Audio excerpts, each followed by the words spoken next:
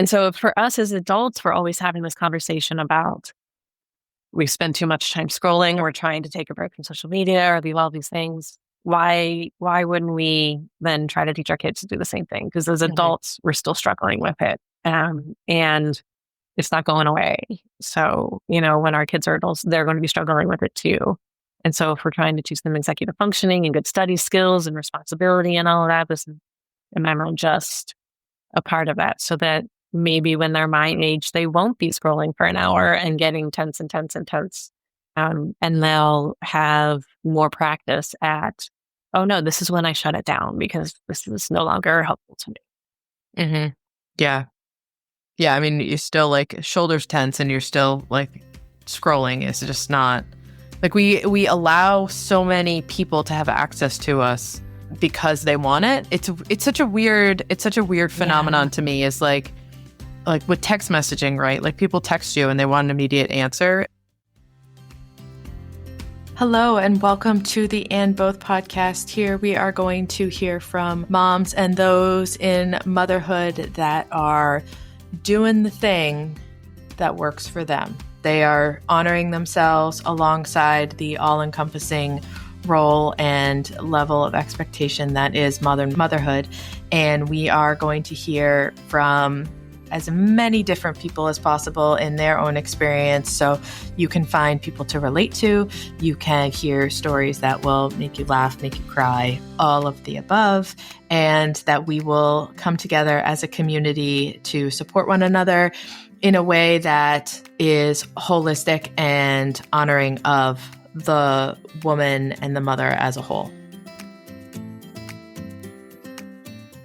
Hello and welcome to another episode of the And Both podcast. My guest today is Tricia Mirchandani. Welcome, Tricia. Hi, thanks for having me. I'm excited that you're here. Before we jump in, tell people, please, what you want them to know about you. So I am the founder and creative director at Tea Collective, where we specialize in digital marketing and brand storytelling. We've had the privilege of working with a wide range of clients like Gaylord Hotels, Major League Baseball, AARP, including a bunch of others. Before launching Tea Collective, I worked at Marriott and Hilton as a copywriter. But aside all of that, and more important than all of that, my world revolves around my family. I've got two amazing kids, a 15-year-old daughter and a 12-year-old son, 2 dogs and 2 cats. So it's chaotic in my house. Yeah. But you're all paired up. You've Noah's Arked it. So it's... We did. Yes. So if the flood comes, we will just continue on and create all of the animals again. So it's awesome. So kids are in high school and middle school? Is that? High school and middle school. So sophomore in high school and a 6th grader. So brand new middle schooler. Oh my gosh. I have one of my kids just started middle school this year and I was so apprehensive, but she loves it and I kind of love it. Oh, good. I'm glad. We're having the opposite experience, but that's okay. I mean, my oldest went to middle school during the pandemic. And so we didn't really know what middle school was about because she was at home. And so this is our first time actually having someone in middle school. And, it's just hard. I'm so excited for your daughter because it's just a hard phase of life for anyone involved. I don't know how teachers do it, honestly. Like a middle school teacher is a special brand of human. Truly, truly. When I go to parent nights or whatever, I'm just like, how? You've got 20 to 30 of those in your, I don't know how you do that. That sounds awful. Yeah. Yeah. And I do think her experience so far, I think has been really good. And I totally get the feeling that I think the principal is phenomenal. And I think that's kind of where it starts, right? They set the tone for so many things, but also that everyone seems to collectively realize what they've signed up for, that you are getting a human that doesn't know if they're coming or going, that their body does not fit their brain, right? You've got feet out to here and you're awkward and nothing is nailed down yet, right? Your personality, your appearance, nothing. You're just this nebulous being that roams through the hall and you're only there for 2 or 3 years. Yes. And so it's just they've just decided to collectively bubble wrap all these people and be like, okay, let's move to the next space. Yes. And just the constant bouncing back and forth between I'm a kid I'm a teenager, I'm an adult, like the constant, like, they'll use all the slang and be really moody, and then they'll play with Legos, and it's like, oh, okay, like you're real stuck like in the Yeah. middle and you don't know where you are, and that's just part of that life. It's just part of that phase. Yeah. That is, yeah. And I feel like it's kind of amazing to like for them to be able to still bounce back and forth. Because I think that a lot of times what happens is people feel like they can't do that stuff. And so they're like, no, I can't do those things that I enjoy. So the fact that it's like, no, I'm going to revert back to this thing that made me happy then. Yeah. That is, I mean, that's what we do anyways, right? Like, That's what you want to do all through your life, right? Like that's what you wish that like more adults would do. Yeah. Yeah. yeah. And that, it's okay to come home at 4:00 and put your sweatpants on. Yeah. So like Both when my my kids kids do that. I'm like, you guys are so great because I forgot it was sweatpants o'clock in my house. Thank you. Yeah. I know. Now, like my entire family puts on their sweatpants at 5:00. It was like cool. Like that's just. I mean, why not be comfy at home? I did read something a long, long time ago when my kids were little about how when her kids were in middle school. I think it was a writer for Real Simple. She was like, I make my home as comfy as possible. I make their like favorite foods and everything because during middle school, you just need that place to like retreat to just feel like you can be okay and comfortable for a little while. So yeah, sweatpants o'clock is just like our favorite time of day in my house. It's awesome. So tell me about the work that how did you start your business? How did that transition piece happen? Yeah, so it's actually a longer story. So I just started it last June, but 10 years ago, I left my full-time job as a project manager and decided to become a copywriter. So it was kind of a wild thing. My kids were 2 and 5 at the time. And I was like, no, this isn't like, project management's not my career anymore because being a project manager and having small children, it was like you just feel like you're constantly like managing details, and I couldn't do it 24 hours a day. So I left my full-time job as a project manager, went freelance as a copywriter, somehow tricked the people at Marriott into believing that like I could do this and I've been doing this for, and they gave me a job and it was great. So I didn't stay freelance for very long. So fast forward 10 years, Marriott laid off all the people because of the pandemic. And I kind of bounced around for a little while. And then last year, I was in a place where I was just like, you know what? I think I can leave and try this again and go freelance.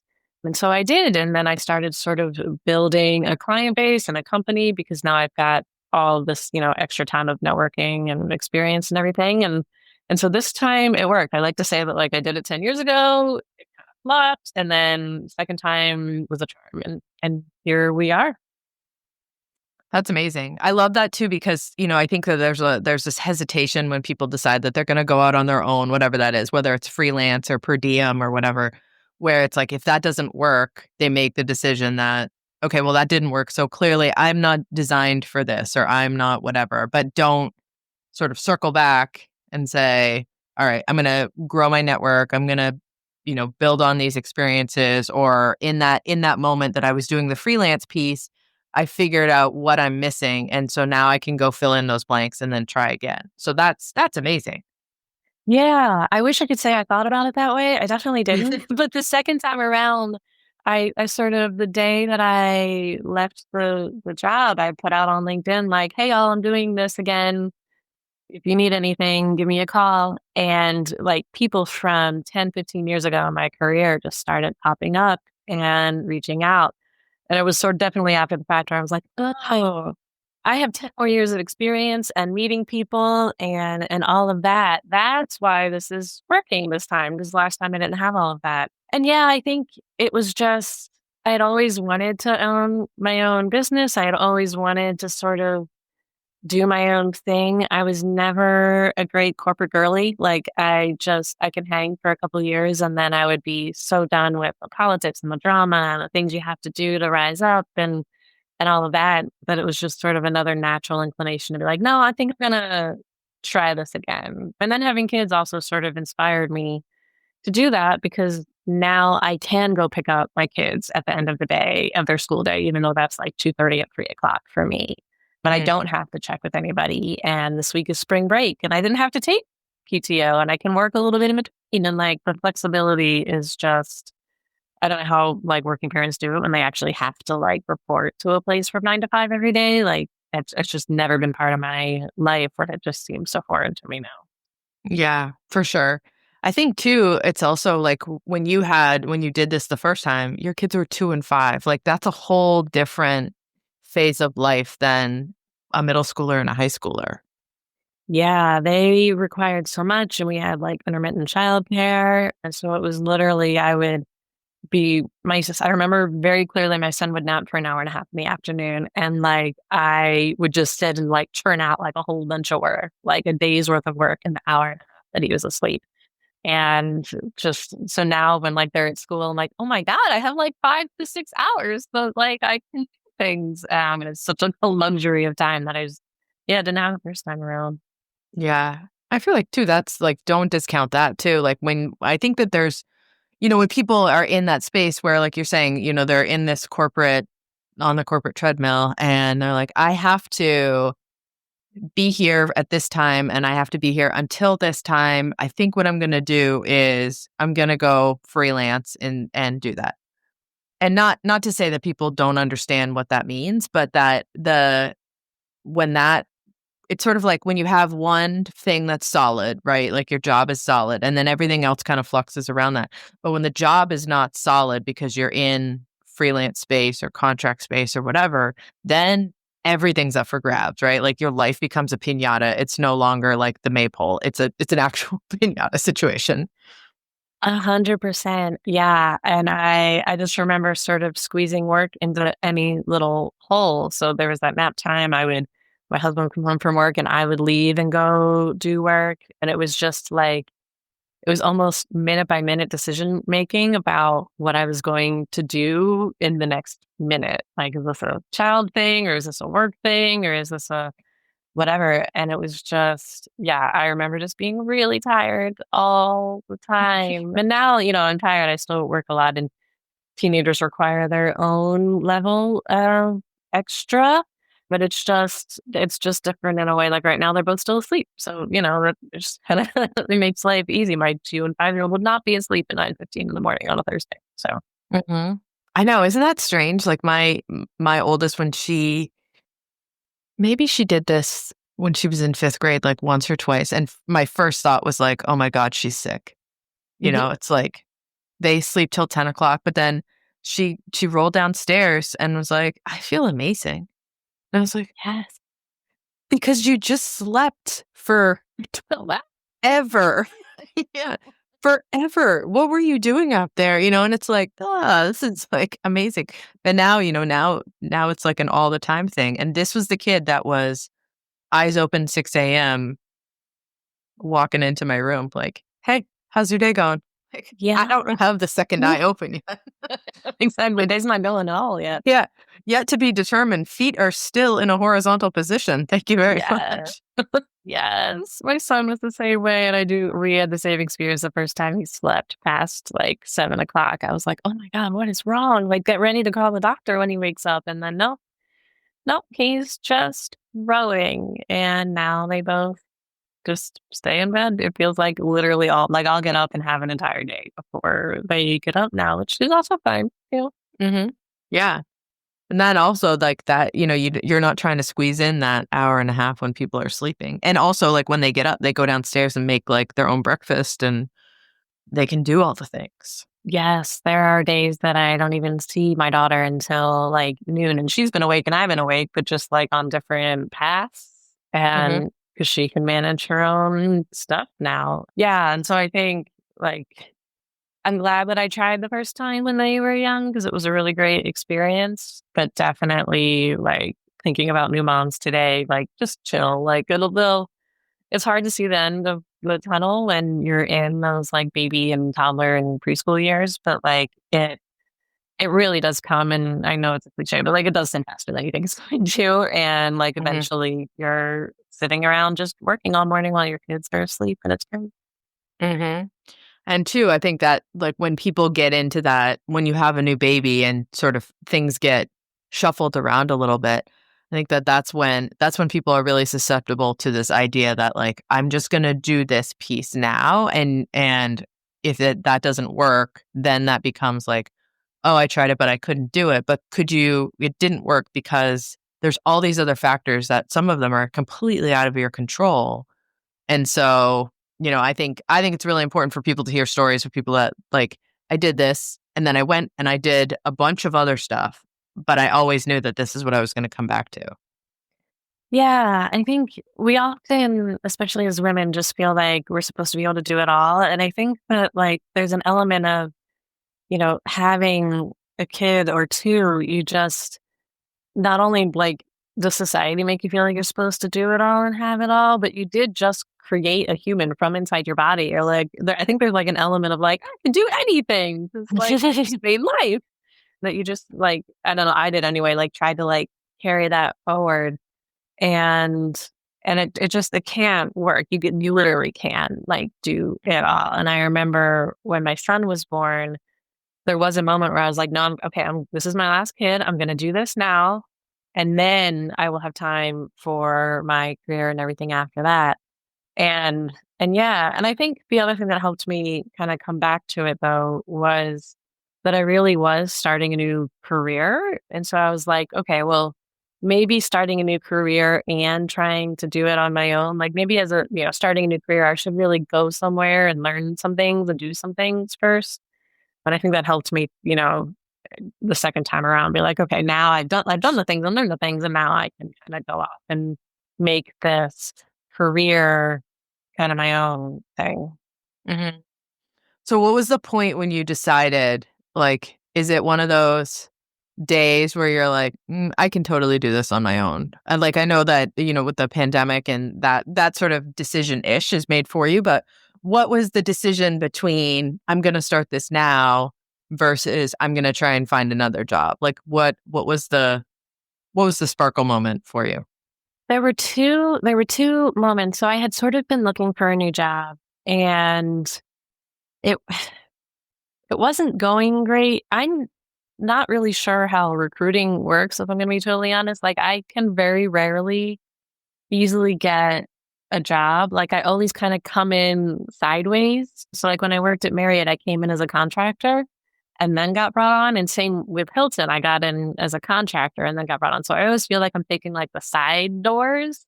Like I never somehow make it through the front door in a smooth, elegant way. Um, and I don't know what it is about me, but that's just kind of the way life goes. And I find great success through the side doors. Like it usually works. So I was kind of seeing that was happening. And then I hit this day. So I'm a copywriter. I spent weeks working on this project, and I, was like collaborating with everyone and being really thoughtful and strategic, which is what I do. I delivered all of the copy. And then overnight, the CEO of this company rewrote everything and launched it without even like talking to me or whatever. And so I was like, okay, and we're done. Like I am probably a little bit arrogant, but I was like, I can do this. Like I know what I'm doing, and I don't have to work with people who don't respect what I'm able to do. So the next, like I'm going to go like a Friday, the next Monday, I was like, I'm giving you guys a month notice, and then I'm out because like I can't, like as a copywriter and a creative, I'm only as good as my last work. Well, if everything I do is going to not launch because it's going to get rewritten, then my career will die here. And so I was just like, okay, I'm not finding a job. I cannot stay here.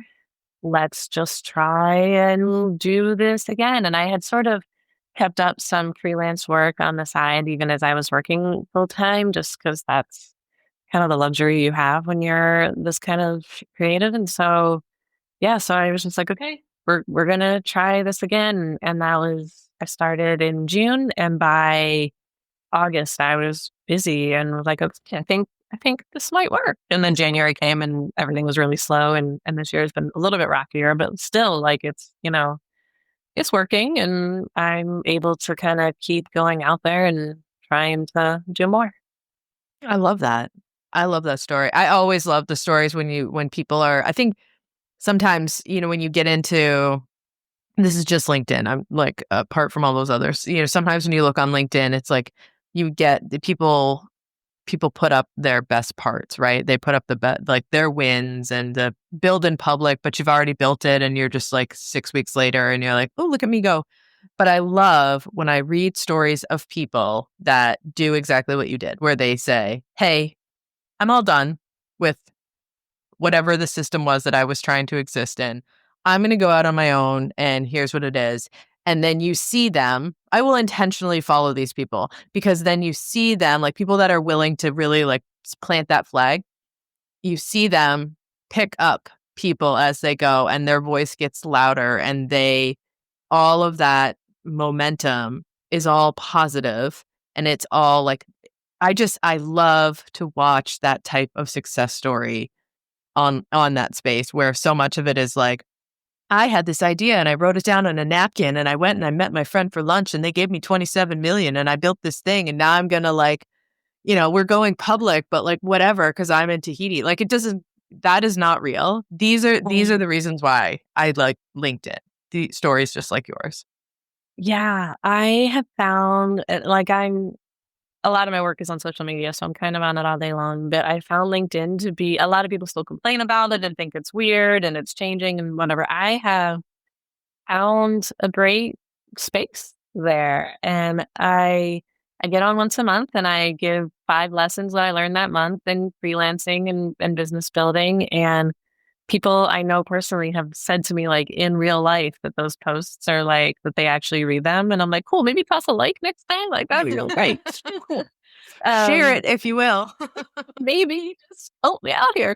But people say it's really like those, and that is exactly what I'm trying to do. Is just sort of like grow. I'm also a very private person, so it's a little bit scary. So, but this 5 lessons thing is a way that I've been able to sort of grow in public, and I'm definitely part of me wanting to sort of grow this business is to give jobs to my friends who are also struggling in jobs that they don't like, and B, make it easier for people like me who have always felt like they had to go in the side door to like have a place to come in the front door, be welcomed, exist. Like I feel like I've also tried to sort of write a lot and get published. And so it's the same situation there where like you can send, just like applying to jobs, like it's just you send a bunch of stuff into a black box and then you never hear back. And I feel so jaded by that system that part of me wants to grow this company to be to a place where like I can start to solve that problem and like, be a place where if you want to come and work, let's talk. Like I can't accept everybody obviously, but like, at least kind of start to fix that system of just feeling like a robot all the time, a robot talking to robots all the time. Because it just feels, I don't know, the whole system of like the way that people find work and find their place just feels so broken that there's just a part of me that wants to run a company that just kind of runs a little bit differently than that. Yeah, you build your own front door. Yeah, exactly. So my company is called T Collective because the way I see it is like as a collective, basically of creatives where we can all sort of come and go. And, if there's a project that needs more people, we all come in and we work. And then you can all go off and do your own thing too. And then I'll help you, if you want to build your own thing so that you can create your own front door. Because I think that that's kind of, for a lot of us, just the better way to succeed than to try to like climb a corporate ladder. I think the corporate ladder is really broken in 2025. And the more that we can all just build our own ladders and like connect them in a chutes and ladders kind of way, like, could just make life better for a lot of people. Yeah, for sure. And that there's magic in not figuring out on your own and then carrying on with your day. Like you're figuring it out on your own and then saying, wait a minute, I figured this out. How can I help you? And how can I bring other people along for the ride? Yeah, exactly. I think there's always like a competitiveness, but I mean, I have found that there's just plenty of room for everyone. Like the kind of copywriting and creative strategy I do is not what every brand or person wants or needs. And so why not bring others along? Because the goal is to just help people reach their audiences, right? So like if I'm not the right person, then let's find the right person and make this work. I feel like that's also a really important point because I have worked with copywriters in the past and it's really, I had no idea going into it, like the niche specialties of copywriting. It's like, you are this business and you want to reach this customer. This is how you do it. And I have learned in a really expensive way that I did not hire the right person for the right job. And it's not that they didn't know, or it was, they're wrong. It just wasn't the right fit for that piece. So like, can you speak to that and how that all breaks down? Yeah, it's something that you sometimes don't find out until you're in it, which is kind of the hard part. And I think now, having done this for so long, I know the kind of projects that I'm going to like really excel and succeed at. I know which ones I'm not. And I think copywriting is such a weird industry because there are all those people think it's really easy because everyone has Microsoft Word and can spell more or less and string a couple words together. And so people have gone out and been like, I'm going to create this course and you'll be like a 10-figure a day copywriter by the end of it. And I feel like those frustrate me so much because they just devalue what it is that we're doing. And when I ran a team of copywriters at Hilton, my thing was always like, you need to be audience first. Like you need to dig in, understand the audience, understand what the brand is trying to do, and bring those two things together. And I think that that's the part that if, the copywriters who don't get that, it's not that they're not good writers and that won't have a job. It's just that they're probably better at one kind of writing. Like maybe they're really great at product descriptions or they're really great at emails. Whereas sort of more holistic copywriter thinks about everything. Like I literally, when I sit down to write, I think about who the audience is and where they are when they're reading what I'm writing. So if I'm writing a marketing email, I picture literally like a mother standing in line at the grocery store with a kid in the cart, and like the line is like 10 people back and she's like reading her emails while she's standing there and waiting. And I think about what she's thinking about and what she wants to do next and what she's looking for and why she's opening her phone to begin with and what I can deliver to her in that moment that also meets what the brand is trying to do. And so I think that it's that sort of extra level of thinking that takes a copywriter from just being like a really good writer to being one that's more strategic and more storytelling focused. And the world needs all kinds of writers, but it's that latter half that has been sort of where I've focused most of my career and kind of helps the people I mentor and bring on. That's where I help them focus too, because I think just that's the part that's often missing. Yeah, for sure. So do you function sort of as a Rolodex kind of collective, or like do you have people on staff? You said that if you have more people if you need more people for a project, you bring people in. Do you have like a core group of writers? I have one contractor who's a copywriter and editor, and she is with me every day. I mean, she is just a contractor and she's got other things going on, but she is in it with me every day. And then I have other writers and designers that I bring on based on what the project needs. And those are right now just people that I know that are in my network that I know would be good at the thing that I need. So depending on the design need or the writing need, or that's, I'll figure out who the right person to call is. And then I also have partners that I'll just send people directly to. So I have other designer and writer friends that I'll be like, oh, we don't need to be involved in this. Like, go talk to them and they're going to just take care of you perfectly. And good luck and have fun. So That's really cool. That's like totally living the, work is not pie. There's plenty of work to go around, which is all that good karma. I hope so. Yeah. Yeah. I mean, and that's all I really want to do is just do good work with good people and help good people get good work. And I have made enough friends on this journey that are trying to do a similar thing to me that it's just the way I want to be. And I think that lots of people are hesitant to like reach out to people they haven't talked to in a while. But I literally this like 2 months ago connected one of my new clients with someone I talked to a year ago. But I just emailed him and was like, hey, we haven't talked in a year, but I might have some work for you. And he's like, cool, let's talk. And so I think as long as you can just be open to being like, it's been a hot minute, but hey, like, everyone wants work and everyone wants to network and talk to people. And it's easier when you know someone. So. And I think too, there's so much power in that, someone says, this is what I'm looking for. And if you thought, oh, this person that I spoke to a year ago would be a really great fit, but I haven't spoken to them in a year, so like I can't reach out to them. I feel like that person that that you reach out to them is that, wow, we haven't talked in a year. This came up and the first person you thought of is me. Oh, that's Yeah. amazing.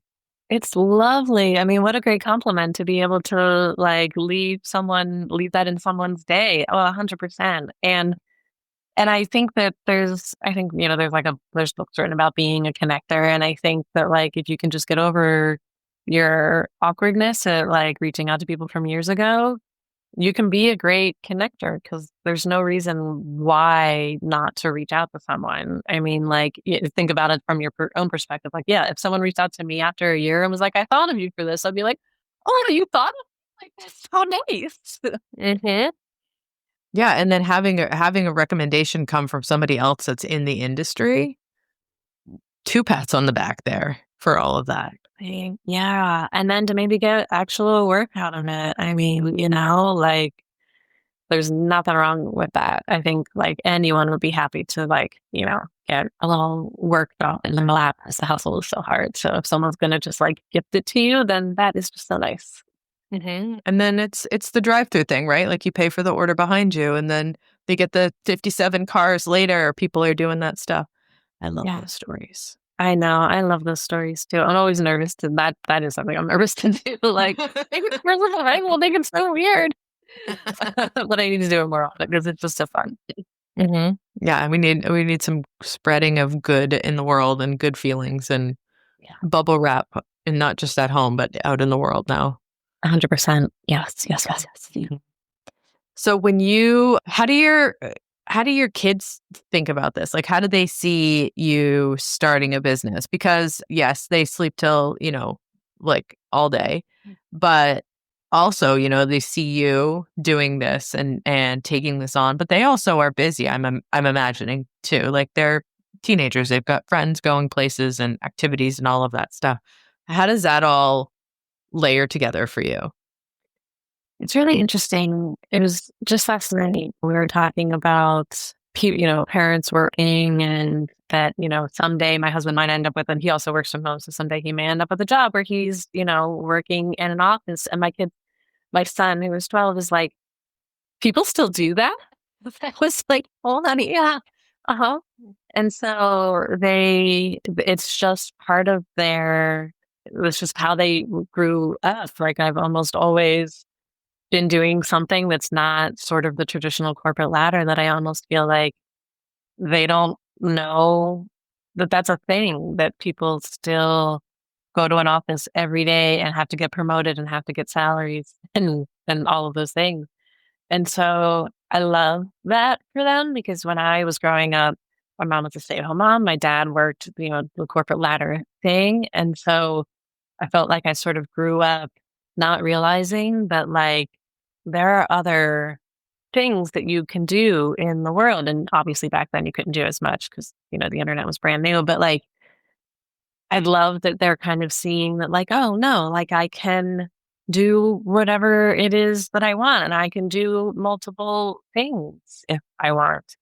And so I just kind of love that they're getting that perspective. And I do see it kind of in small ways and just the ways that my daughter, who, we're starting the college journey and she's doing all of her extracurriculars and running little, clubs in her school and doing all of these things. And it's just like, oh, like she's exploring because she realizes that like the world is bigger than like going into a company and staying for 30 years. And so I try to talk about it as much as I can, like the work that I'm doing. It helps that I work for some fun brands and I do some fun campaigns and I work on social media a lot, which you think would make me cool and hip in my kids' eyes, and it does not. It really doesn't translate for some reason. But, I can point to the things that I've done. So like when we're like scrolling Instagram together, sometimes I'll be like, oh, I wrote that. And they'll be like, oh, okay. And they don't really care anymore. But Great like, job, boss. yeah, wow, that's great. Tell your friends, they'll think I'm cool. Exactly. Get your friends to like this thing for me, would you? Yeah, exactly. But so like, and teenagers don't really always show you things, but I think that it's all like, it all gets tucked away for them. And so for them to know that like, social media isn't just like a fun thing that teenagers do. It's also like, a thing where brands are trying to get to you. And it almost, I think, makes them a little bit more consumer savvy too. Cause, when we scroll through things and I'm like, oh, I wrote that, they're like, oh, like that isn't, when Hilton is out there like doing something, like it's a bunch of copywriters and designers who are like making the thing that you saw, and not like, and that kind of opens your eyes like, oh, influencers are maybe as authentic as we thought, so like it kind of gives them a little bit more savviness, I think, too. Mm-hmm. Yeah, and what a gift at that time of life, like where you're really exploring independence and decision making, and to have conversations around that for sure. Yeah. Yeah. I think because it's scary to let your kids kind of loose on social media. And we've always been sort of, I'd rather you do it earlier so we can sort of like teach you, like when you're like young enough that you'll still listen to me when I tell you what's right and wrong, as Mhm. opposed to like, giving you the keys when you're 16 and you can go off and do whatever. And you're not going to listen to me when I tell you like to do this or not do this on social media. And so we've always been sort of, I think, a little bit early about that, but because I was able to, and I'm, because I'm in it, I know what these platforms are and what they're doing and how they work in the back end. And so I can sort of help guide. And I think that too has been a gift. My kids get 30 minutes a day on Instagram, and when they're done, they're done, and they don't ask for more, and they're not on their phones all the time. And I think it's been because, I've been able to show them that like this is how that's getting to you and why. And so yeah, I think hopefully they'll be better at this kind of thing than maybe, kids who didn't have that experience. Yeah.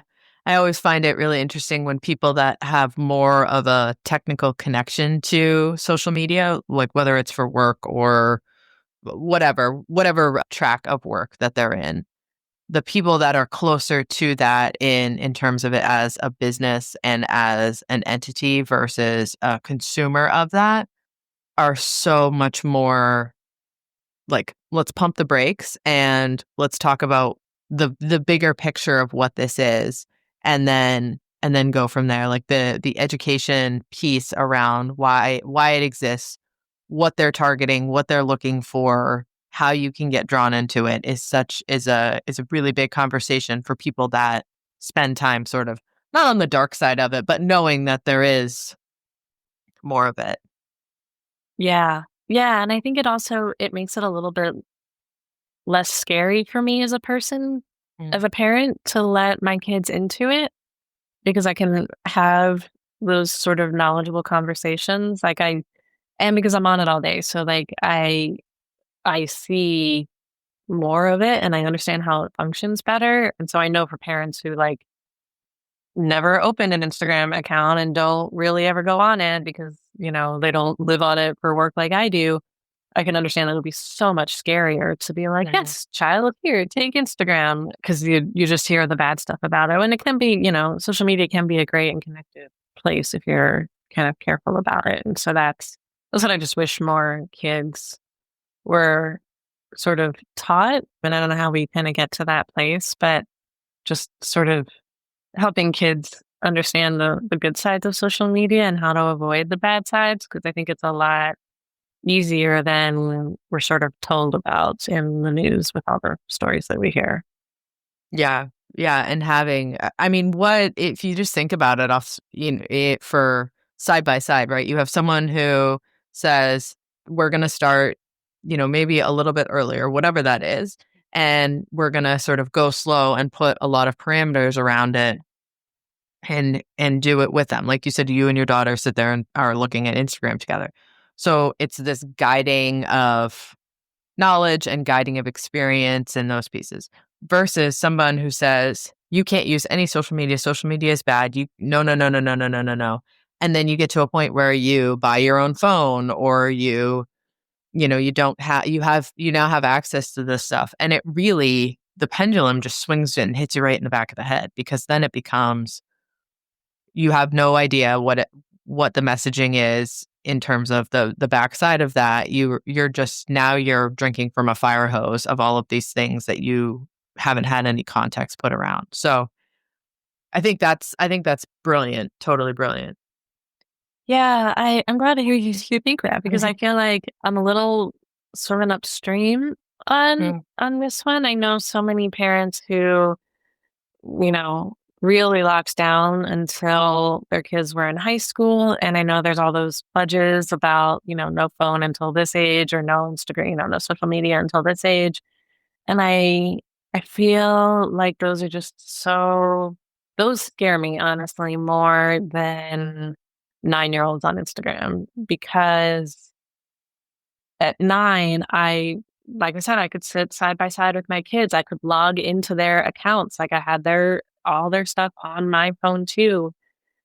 And we could talk about the things that they saw. And if they saw something, they would come and tell me at 9.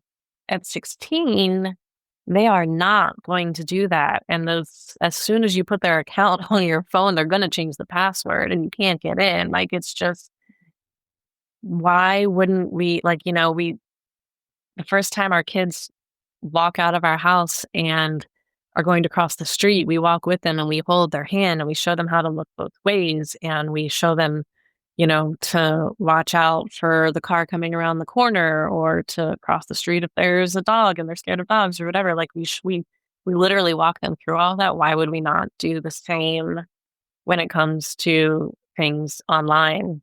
It's not like we're going to lock our kids in our house and never let them cross the street right until they're 16. Like, why wouldn't we kind of do the same sort of learning process when it comes to anything in life, including being online?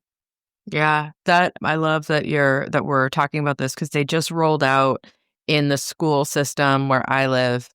There was a couple of people, and I don't know their background. I think they're school counseling, but they wrote a grant and got the grant, wrote for a grant and got it to establish this program, which is basically like they're calling it like a driver's ed for the internet and for social Mhm. media.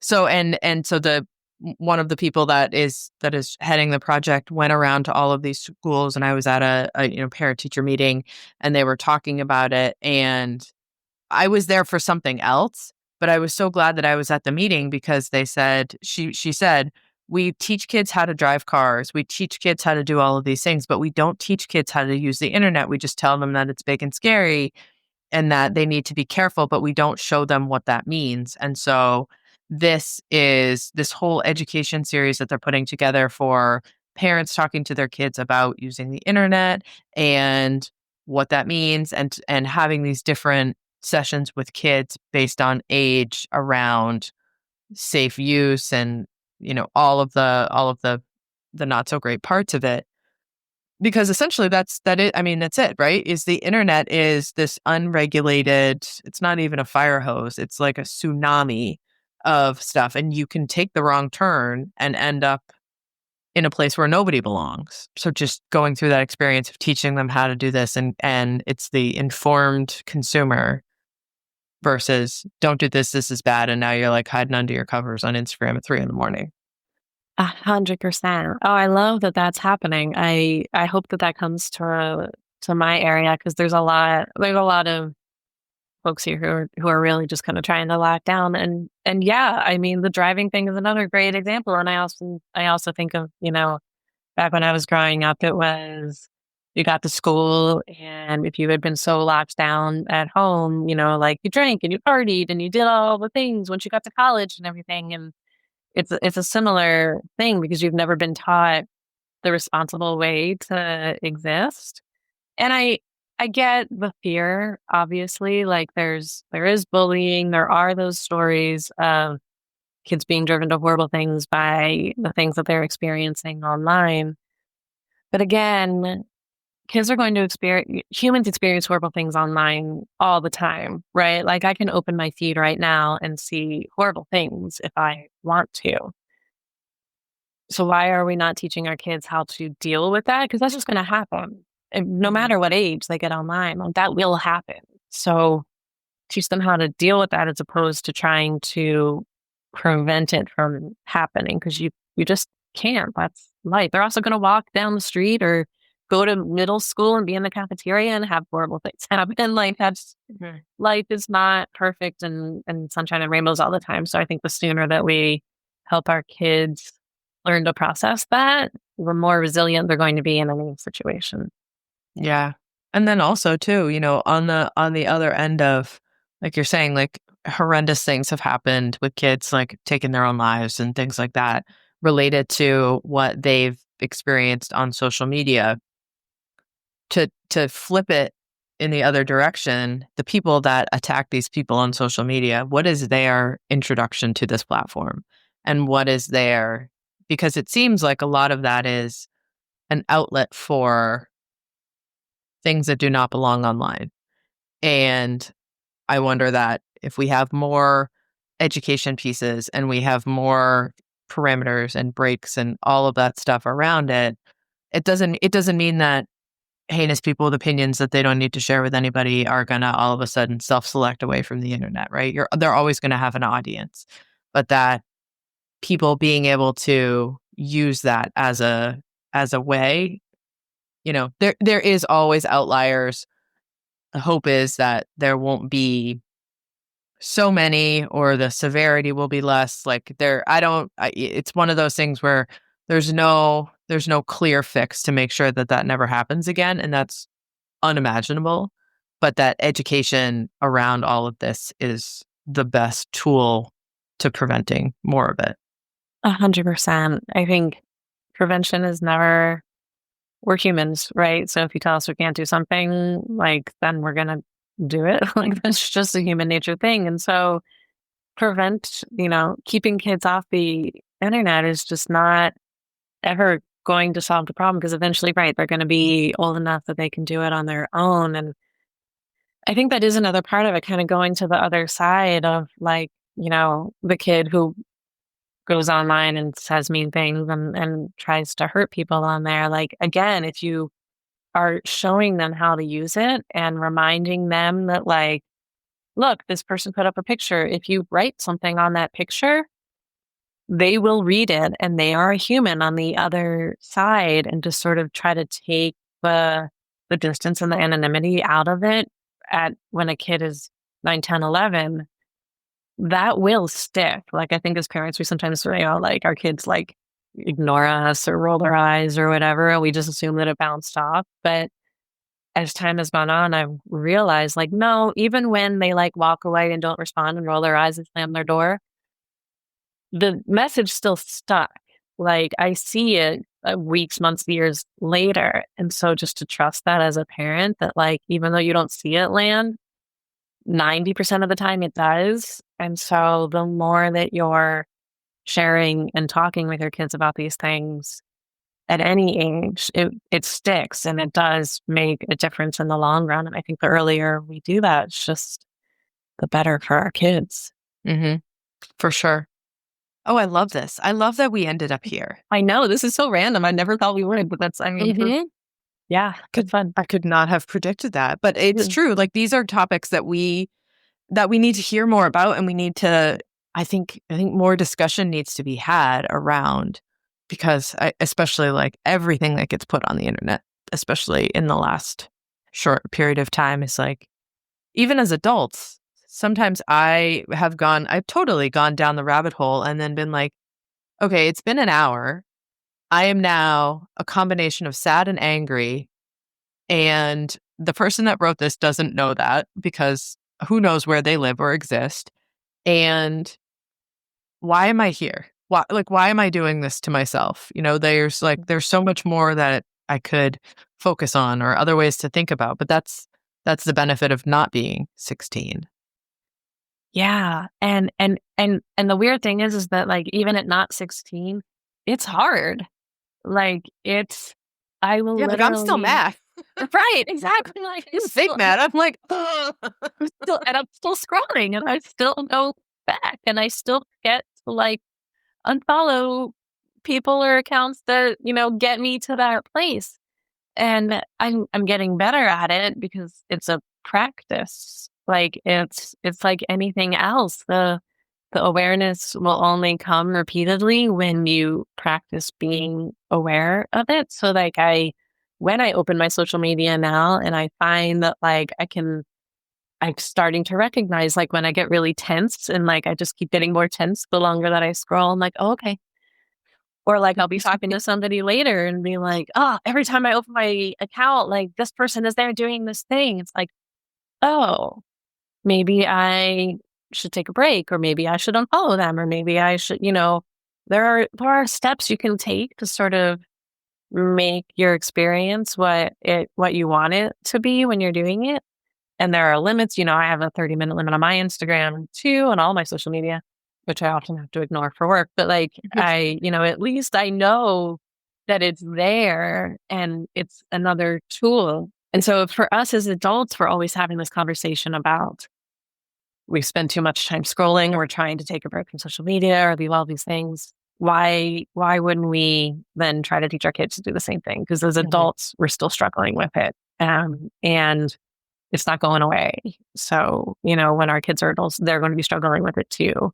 And so if we're trying to teach them executive functioning and good study skills and responsibility and all of that, this is, in my mind, just a part of that, so that maybe when they're my age, they won't be scrolling for an hour and getting tense and tense and tense. And they'll have more practice at, oh no, this is when I shut it down because this is no longer helpful to me. Mm-hmm. Yeah. Yeah. I mean, you're still like shoulders tense and you're still like scrolling. It's just not like we allow so many people to have access to us because they want it. It's such a weird phenomenon to me, is like with text messaging, right? Like people text you and they want an immediate answer. And for people that I want to have access to me, like my kids, 2 of my kids have the ability to text me. And I'm like, text me and I will text you back. But like some random something that's not immediately whatever, I will do my best, but there are no promises. 1,000%. Oh my God. The Like only people email? who get it. Yeah, no. And you know what? I don't care that that I'm holding my phone when you text me. I don't text you back. Like, there is just only so much attention I can give any certain thing. So I think there are five people in the world that if they text me, I will text them right back. And 2 of those are my kids, and one of them is my husband. Like, because that's what that is for. And I think that, and I've watched my daughter like sit there and we can hear her phone buzzing in her backpack and she does not go and pick it up.